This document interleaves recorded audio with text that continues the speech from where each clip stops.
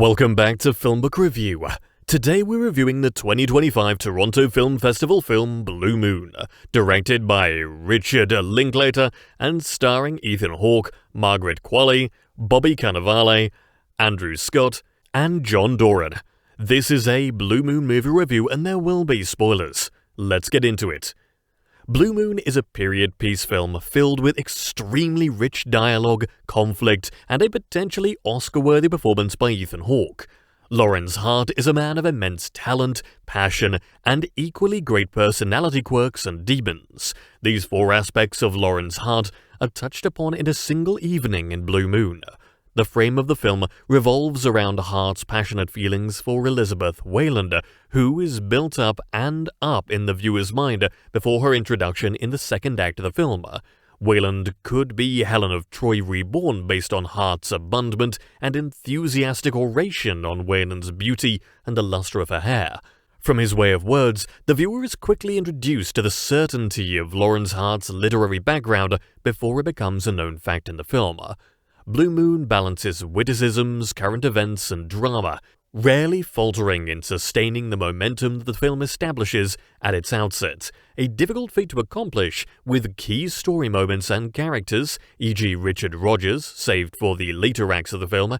Aiding in this balancing act are E.B. White, only present for a few scenes, who makes an impression on Hart and the viewer when World War I is referenced, Oscar Hammerstein II, and his highly intelligent son, the latter exuding a brash truthfulness unfiltered by age, pointing out the incorrectness of something Hart says, echoing Hart's own attention to detail when Hart previously commented on the contradiction of a precedent being violated.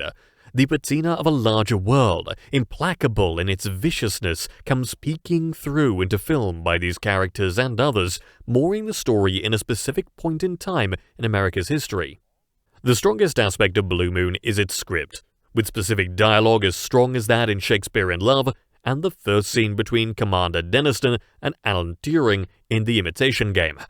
Robert Kaplow's script for Blue Moon gets more complex with the entrance of Lorenz Hart's estranged writing partner Richard Rodgers. Since the film, for all intents and purposes, takes place in one building, the history between characters, especially Hart and Rodgers, their joys and animosities, are implanted within the script. It's the words that these characters choose that give voice to these complex relationships, not visuals, as the film remains in the moment. No flashbacks are employed in the movie. Between Hart and Rodgers, the dialogue in Blue Moon is the most intricate, as they have a long history together. But between Hart and Weiland, the dialogue enraptures the viewer's attention because of their potential physical relationship, and because the viewer is rooting for Hart. His earnestness seems genuine, as does the turmoil his jovial nature attempts to hide.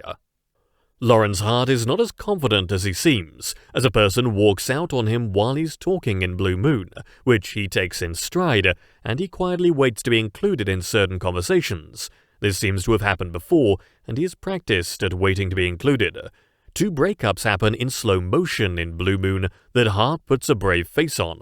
One, the physical breakup of the Hart and Rodgers team, numerous grievances are laid bare, and two, the mental breakup of Hart and Weiland, his fantasy world crashing down to earth. Hart's second shot at intimacy with Weiland will never materialize. The veneer of career success, which she could have ridden into her stylish breeches, has dissipated. Watching her walk out the door with Rodgers is the end of multiple eras in Lorenz Hart's life, work, and fantasy. But Hart still has his enraptured court, enthralled by showbiz stories and offices and rooms they will never enter, except through Hart's vivid words and recollections.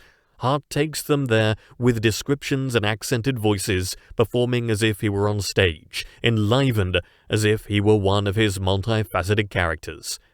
And that brings us to the conclusion of this Blue Moon movie review. I'd love to hear your thoughts. Drop a comment below. If you enjoyed this review, hit like and subscribe to the channel. For the latest movie and TV news, sign up for our daily newsletter or download the FilmBook Android app for instant alerts. Links are in the description. Thanks for watching, and you can check out one of these reviews next.